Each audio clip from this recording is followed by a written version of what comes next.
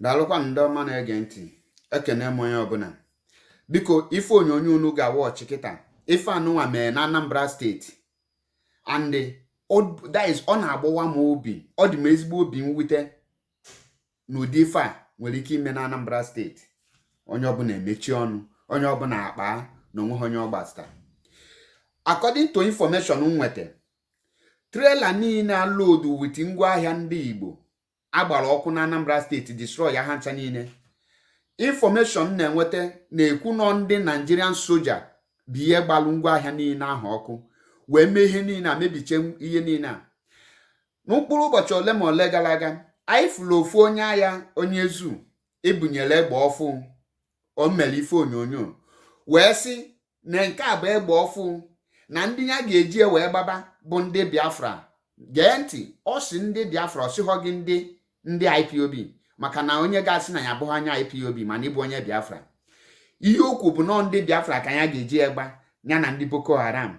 Nya ka ị malụ na ndị Igbo niile a na-classify unu as Boko Haram. Wee luo tata onye ọ na-akadelu, onye ọ na-emechi ọnụ. Ụdị na-anụ a ka ekpobetere n'ala Igbo. O nwelugo dị obi na ihe nya na-abịa ịgba bụ ndị Biafra. Onye akpata oji all set of Nigerian army ndị ugwu na-eme ihe niile a. Mana ihe kachasị wee wute m, ama m o weteghọ m, mana ihe nji ewepụta obi mwute m na ya bụ na kamgbe ife niile ahụ mme, ọha na eze ndị Igbo onwebeghị onye kwuru okwu maka ya. Ndị nze na ọzọ ndị nke akpọ traditional rulers onwebeghị onye kwuru okwu maka ya. Ndị Igbo politicians enwebeghị onye kwuru okwu maka ya.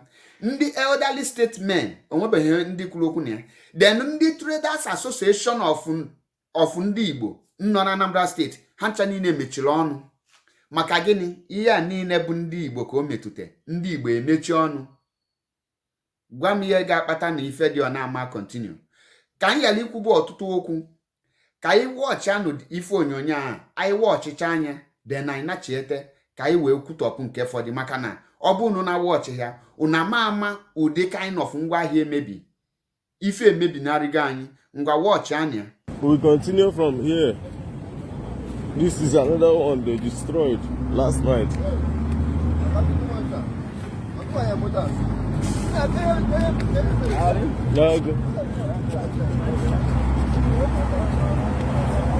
This is the damages is much. Nobody lost his life, but they destroy a lot of property here.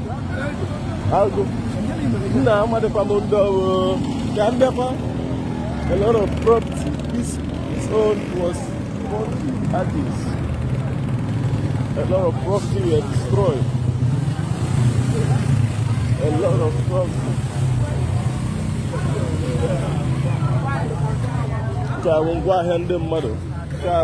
Wow. All the oh my God.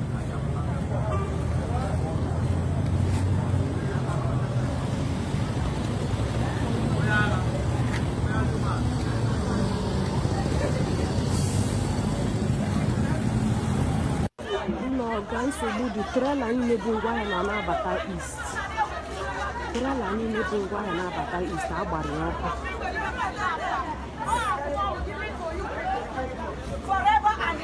Onye nwekwana ngwaahịa mmadụ. Onye nwekwana ngwaahịa mmadụ. Don't take what is not yours.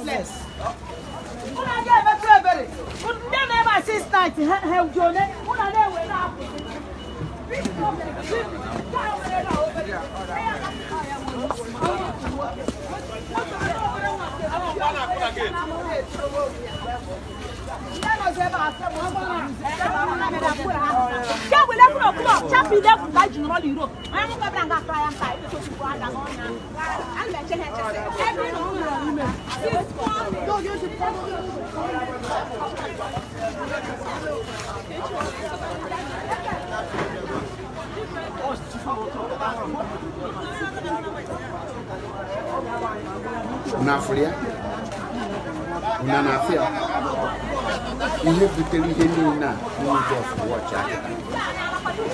Ihe onyonyo n'ụjọ wọchịcha akịta.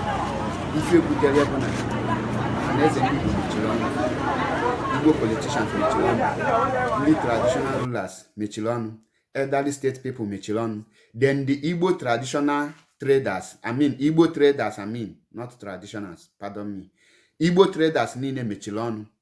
Gwazie m ndị ga-abịa kwuchitere ọnụ ndị Igbo. Ọ bụ maka ihe niile a ka ndị IPOB nji wee sị gị na ọ bụ na ya enwetala Biafra, we die getting Biafra, because nke a dị ndụ abụlọzi ndụ. Gwazie m ihe dị ọ na-emenwu n'ugwu na ndị ugwu agba nkịtị yara inyocheta ihe nke ọsọ ya. Ife dị ọ na-enwere ike ime n'ugwu.